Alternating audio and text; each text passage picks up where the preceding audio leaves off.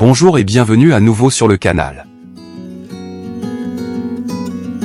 Nous quittons Rome et la province de Lazio pour entrer dans la Toscane, sans aucun doute l'une des zones les plus touristiques d'Italie.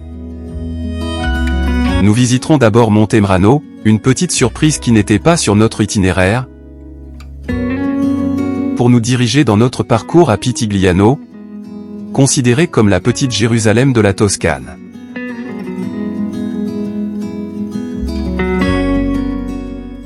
Et si vous aimez nos vidéos, n'oubliez pas de nous donner like, de vous abonner et d'activer les notifications afin que vous sachiez quand nous avons téléchargé une nouvelle vidéo.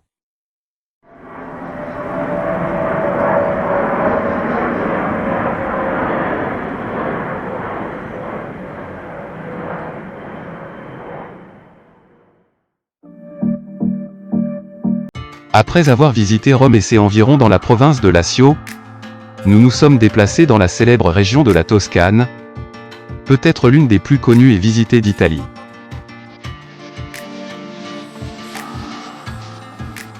Au début, nous avions prévu de nous baigner dans la cascade du Moulin, où se trouvent les célèbres thermes de Saturnia.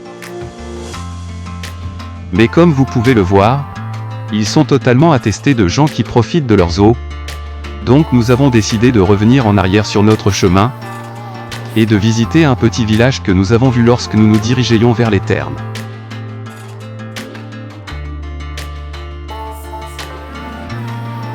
Ce petit village, installé sur une colline, est Montemrano, qui pour nous a certainement été une belle surprise. En ce qui concerne le parking, vous n'aurez aucun problème, car vous disposerez de 2 parkings gratuits, dont, comme toujours, nous vous laissons l'emplacement sur Google Maps. L'histoire de la localité remonte au Moyen Âge, et il y a des indices qu'il s'agissait d'une extension de terre appartenant à la famille Aldobrandeschi, devenant ensuite un joli village médiéval.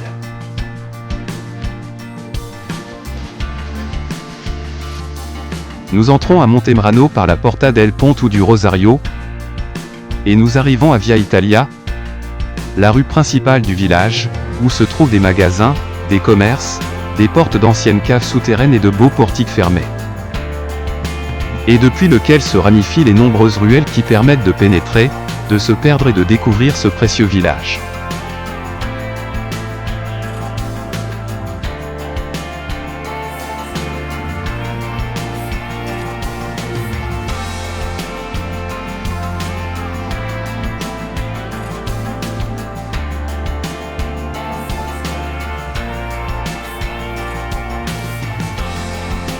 De l'une de ces ruelles, à la fin d'une montée pointue, après avoir traversé la Porta del Castello, nous accédons à la pittoresque et belle Piazza del Castillo.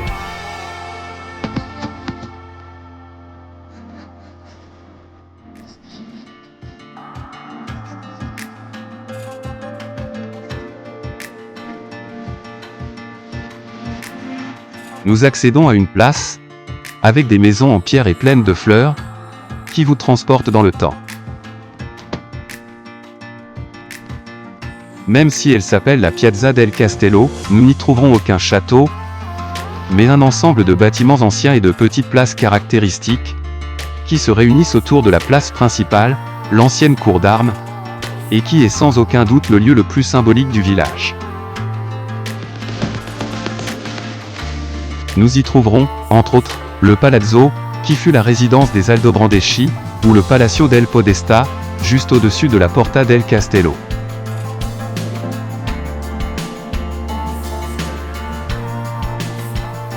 À la fin de la place, nous trouvons la Piazzetta del Forno, un petit espace, qui prend son nom de l'ancienne présence du four communautaire.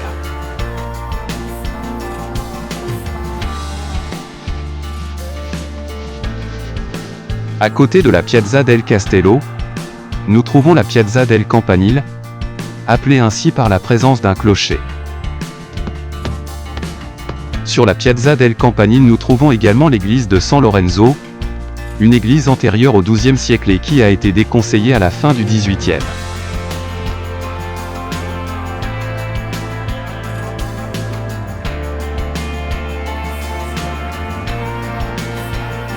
de la Piazza del Campanile, en passant par l'église de San Lorenzo. Après avoir traversé le beau arc de la Porta della Canonica, nous arrivons à la Chiesa di San Giorgio, un autre symbole aussi du village de Montemrano.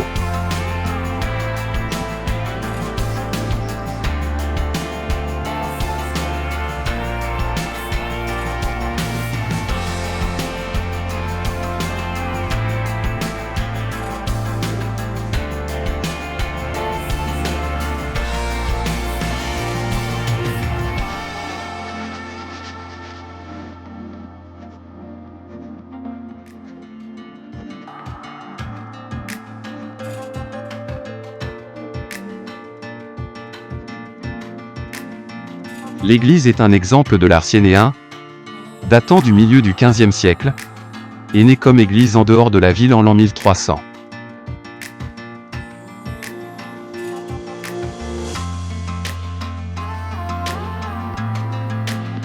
Nous sortons de Montemrano par la Porta de San Giorgio, et nous tournons à gauche entourant la muraille, pour entrer de nouveau à Montemrano par Porta la Buca, un petit pas à travers les murs, et qui en soi n'est pas une porte, mais une ouverture qui est apparue quand il n'était plus nécessaire de défendre le village des attaques ennemies.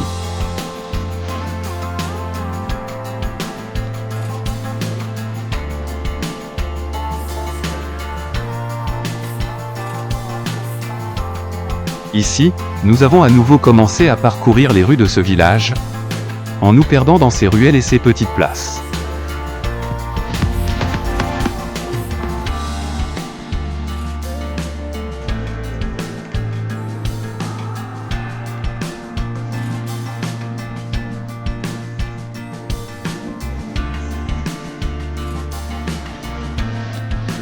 Et ainsi nous avons terminé notre visite à Montemrano, un joyau précieux que nous n'avions pas prévu de visiter, mais que grâce au hasard, nous avons eu l'occasion de découvrir avant de nous diriger vers Pitigliano.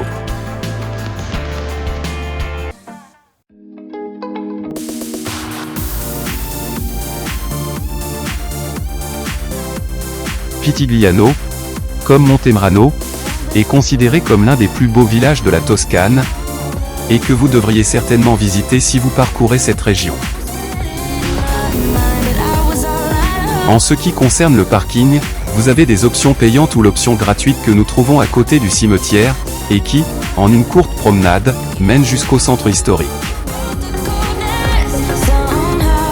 Bien qu'il soit l'un des plus beaux villages de la Toscane, il n'est pas si visité en masse, en raison de son emplacement. Alors que d'autres villages sont plus concentrés dans des zones comme Val d'Orcia, ou près de grandes villes comme Florence ou Sienne. Pitigliano est plus éloigné, et vous devez aller ex professo à lui s'il ne se trouve pas sur votre itinéraire. Contrairement à d'autres villages de la Toscane, vous n'êtes pas assis sur une colline, mais sur un tuffeau ou une roche volcanique, qui vous font vous trouver sur quelque chose de semblable à une falaise, et qui, depuis différents points de vue, nous donne une belle vue panoramique. Après avoir garé à côté du cimetière, nous accédons à Pitigliano par la Porta della Cittadella, et nous entrons dans la Piazza Garibaldi, où nous trouvons à la fois la mairie et le bureau de tourisme.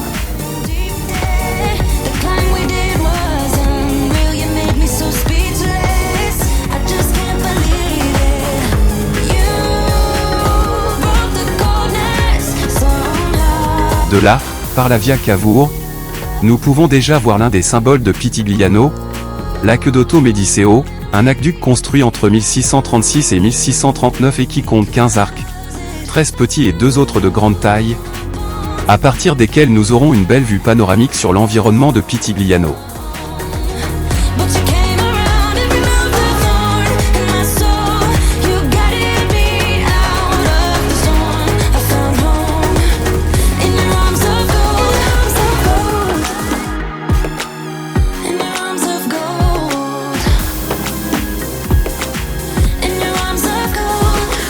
Nous continuons par la Via Cavour, et nous arrivons à la Piazza della Repubblica, et à gauche de la place, nous trouvons la Fontana del Sette Canelle, une fontaine monumentale avec 5 arcs et qui se nourrit directement de l'aqueduc.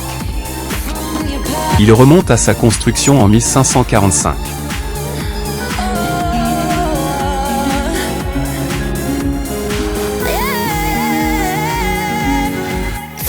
Juste en face de la fontaine, nous avons l'un des symboles de Pitigliano, le Palazzo Orsini, qui construit entre les XIe et XIIe siècles comme un couvent, a été acquis dans la seconde moitié du XIIe siècle par la famille Aldobrandeschi, qui en a fait sa résidence.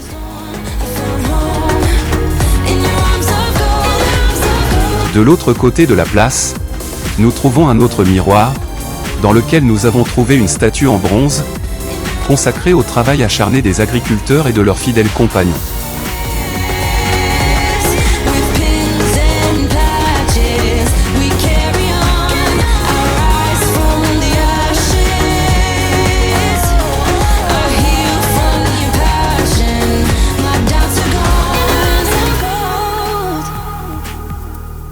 Depuis la Piazza della Repubblica, nous entrons pleinement dans les rues étoilées de Pitigliano, et qui, depuis différentes terrasses panoramiques, nous permettent de nous réjouir de la belle environnement naturel qui nous entoure.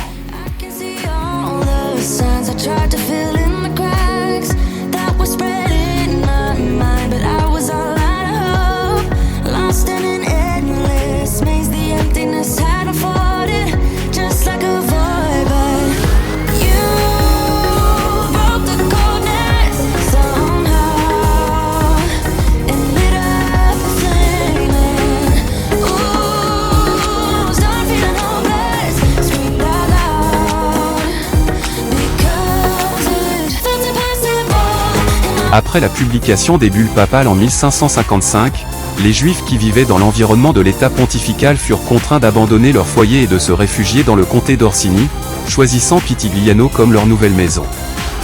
La bonne cohabitation entre les habitants de Pitigliano et la nouvelle communauté juive a créé le ghetto hébraïque, un quartier avec quelques-unes des constructions les plus typiques de la culture juive, comme la synagogue, la boucherie cochère, la cave ou le four.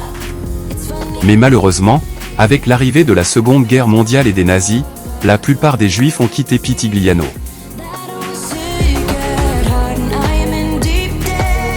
Nous continuons notre promenade en trouvant des lieux tels que la Chiesa di San Rocco, la plus ancienne église de Pitigliano, construite entre les XIIe et XIIIe siècles.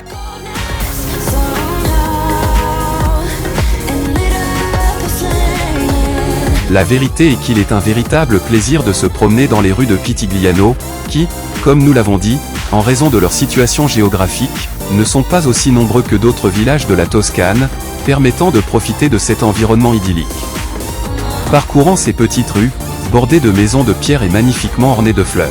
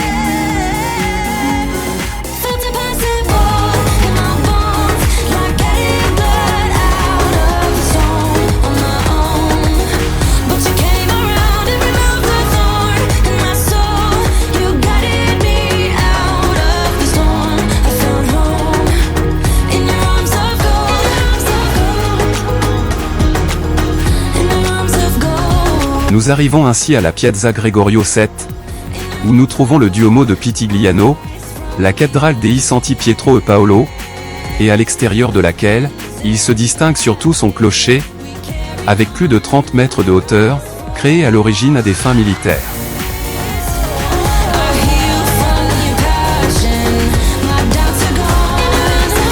La cathédrale a été construite au début du Moyen Âge au XVe siècle, subissant des rénovations à partir du XVIe.